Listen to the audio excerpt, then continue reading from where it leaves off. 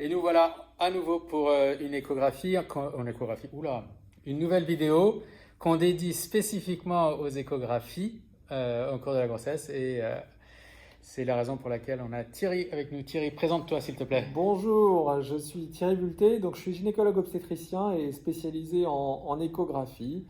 Donc échographie pendant la grossesse, mais aussi l'échographie gynécologique. Très bien. Et comme c'est une question qui revient tout le temps, Thierry, je te la pose pour ouvrir la discussion.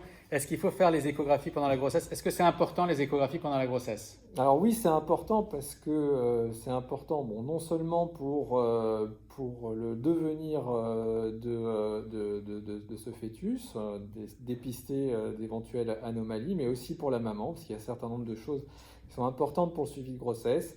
Je pense en particulier à la position du placenta, qui peut avoir un réel impact sur la voie d'accouchement. Donc il faut continuer à faire ces échographies au cours de la grossesse. En dehors de la grossesse, lorsqu'il y a une indication, des douleurs, une suspicion d'anomalie de l'utérus, des ovaires, il faut faire ces échographies, c'est important. Il y a certaines urgences que l'on peut dépister. Par contre, à l'heure actuelle, on met un petit peu en pause tout ce qui est échographie concernant l'aide médicale à la procréation. Donc bilan d'infertilité, tout ça, actuellement, on met une petite pause. Il ne faut pas rappeler que cette crise risque de durer plusieurs semaines, voire plusieurs mois. Donc, si on vous a prescrit une échographie à faire dans les prochains jours, prochaines semaines, faut la faire parce que vu la durée de la crise, faut pas laisser traîner des mois quand c'était à faire dans les jours et les semaines. Quand ne pas aller au cabinet d'échographie? Donc, je suis une patiente, je dois me poser la question, est-ce qu'il faut qu'elle appelle avant, par exemple? Alors, si elle a le moindre doute sur des symptômes de Covid, c'est certain qu'il faut qu'elle appelle. Et puis, en fonction du degré d'urgence de l'examen, eh ben, on voit comment on adapte les choses. Ce qui est clair, c'est qu'une patiente qui tousse, qui a de la fièvre ou qui a un syndrome grippal ne doit pas se présenter au cabinet. Dans ces cas-là, il faut qu'elle appelle et puis ensuite, on voit dans quelle mesure on peut reporter cet examen. Très bien. Et puis vous appelez aussi votre échographiste parce que beaucoup de cabinets d'échographie se sont réorganisés, restructurés, les dates de rendez-vous ont pu changer. Il y a certains échographistes qui sont malades aussi, donc Voilà. tout ça s'est réorganisé. Donc passez des coups de fil. Je sais qu'on est difficile à joindre, mais on essaie tous de faire des efforts, chacun de son côté. Alors une autre question qui est très débattue, c'est qui doit porter un masque lors de l'échographie? Idéalement, tout le monde. Ouais. Idéalement, tout le Ouais. monde, parce que faut éviter le risque de transmission croisée, respiratoire. Donc, ce qui est certain, c'est que tous les praticiens en portent, parce qu'ils voient évidemment beaucoup de gens la journée. Pour les patientes, en sachant qu'il y a quand même probablement des cas qui sont peu symptomatiques, et le port de masque est quand même préconisé. Nous, en ce moment, dans la maternité de la Pitié-Salpêtrière, on essaye à ce que toute personne dans le bâtiment ait un masque, que ce soit une patiente ou un soignant. Bon, il y a très peu de patientes parce qu'on les limite au strict nécessaire, mais on essaye à ce que tout le monde ait un masque. Le vrai problème des masques, c'est pas qui doit en porter. Le vrai problème des masques, c'est comment en avoir assez.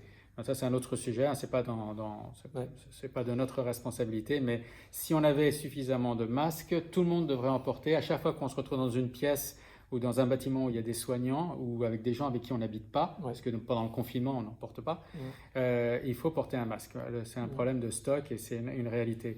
Alors, d'autres petites recommandations, d'autres petits trucs qu'on peut donner aux patients? En consultation, évidemment, on a adapté pas mal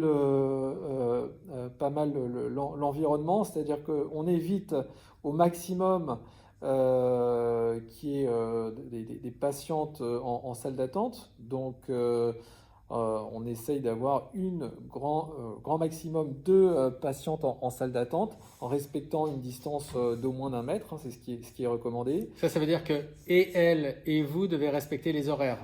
Oui, évidemment. Et si nous, on est en retard pour une raison que ce soit, en général, les secrétaires proposent à la patiente d'aller faire un tour Ouais. ou d'être en dehors de cabinet. et on appelle la patiente directement sur son portable. Voilà, vaut mieux attendre dehors. Hein. Vaut mieux attendre dehors. Ouais. Les autres choses, c'est qu'évidemment, dans ce contexte, tous les accompagnements ne sont plus autorisés. Donc, c'est vrai que ça pose problème pour les échographies obstétricales et les conjoints aiment bien être avec la patiente.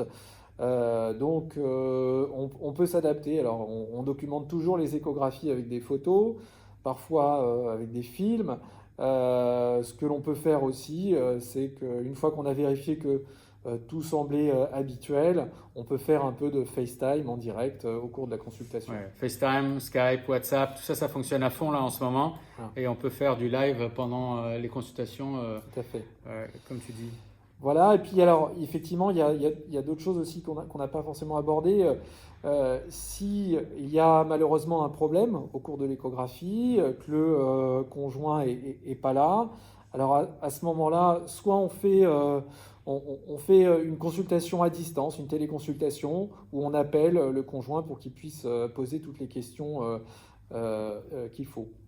Et puis après, il y a des recommandations en fait, classiques d'hygiène. Hein. Donc on a parlé de la distance, mais il y a aussi le chat, hein, la solidité hydroalcoolique avant l'examen, après l'examen. Et puis nous, on a des mesures assez strictes.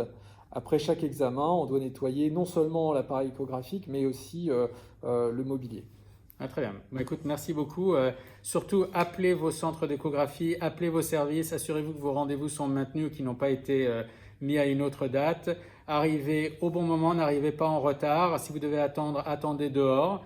Et puis, on fait au mieux, nous comme vous, pour que ce soit un moment qui ne soit pas trop mal vécu. Parce que c'est vrai qu'on préfère vivre ces moments en couple. Mais quand ce n'est pas possible pour des raisons médicales, on va faire au mieux. Merci beaucoup Thierry. Merci Jackie. Au revoir. Au revoir.